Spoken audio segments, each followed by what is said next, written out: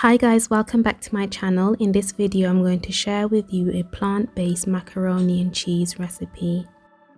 To get started, I'm just prepping the broccoli that I'm going to add to the macaroni and cheese. If you're not a broccoli fan, just leave it out. For the macaroni, I'm using gluten-free macaroni and I'm just going to boil this for half of the recommended time.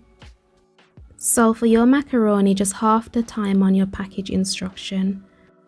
For the cheese sauce, I'm going to mix together gram flour, which is just a mix of chickpeas and yellow split peas, nutritional yeast, salt, a garlic clove, the juice of a lemon, and some coconut milk. I have another cheese recipe here on this channel. It's a sandwich sliced cheese, but one of the things I didn't like about that cheese is that it didn't really have like a good amount of protein to it, so I decided to use chickpea flour instead, just to add a bit more protein to the cheese. But if you want to check out that sliceable cheese, I'll link it above now. So this is the cheese sauce once it was all mixed together, and I knew that it wouldn't blend properly because it's a bit thick, so I just went in and added a little bit of water. And this is the cheese sauce all blended together, and I'm adding it to the saucepan with some water. The measurements for everything will be in the description box below, so if you'd like to make this, head down to the description box below. Give the cheese sauce a taste to see if it's to your liking. I wanted it a little bit more cheesy, so I added in some more nutritional yeast and lastly some chili flakes. Give the cheese sauce a good mix to combine everything. And then you're just going to heat this on a low heat and then turn the heat up to midpoint. So my cooker has got 6 dials or 6 gauge, and it's at 3 out of 6 on my cooker. And then you're just going to leave this to get nice and thick. And while this is thickening, I went ahead and boiled my pasta for 5 minutes because the recommended pack instruction was 10 minutes. So I boiled the macaroni for 5 minutes. You're going to leave the cheese to get nice and thick, as you can see here. Depending on the cooker that you're using, this will take about 15 minutes.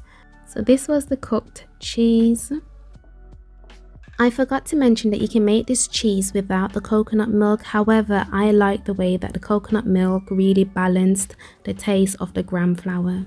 And the last thing that you're going to need to do is just assemble everything together. So I've just popped the broccoli into the tray with the parboiled macaroni, and then the last thing will be to add the cheese sauce to this.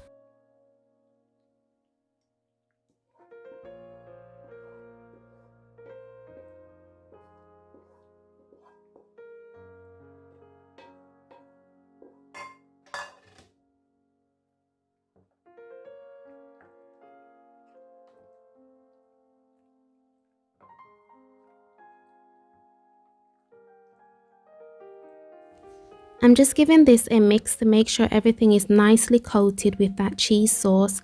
And then the last thing I'm going to add in is this homemade breadcrumbs mix.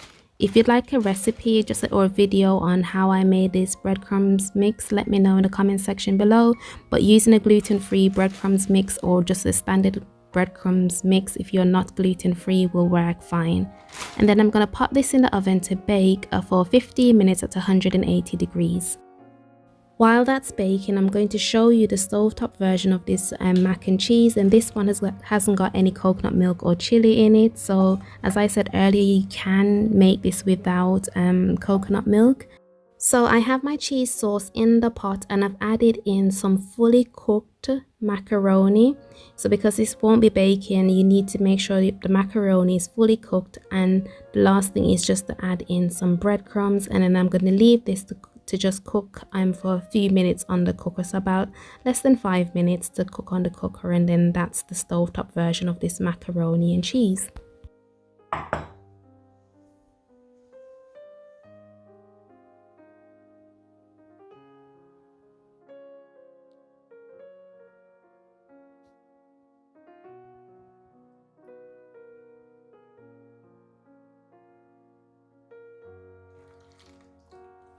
So these are the two plant-based macaroni and cheese made with a homemade cheese sauce, one baked and one on the stove top.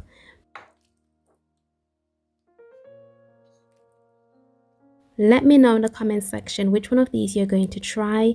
My personal favorite is the one with the coconut milk, but do give them a try and let me know which one you enjoy.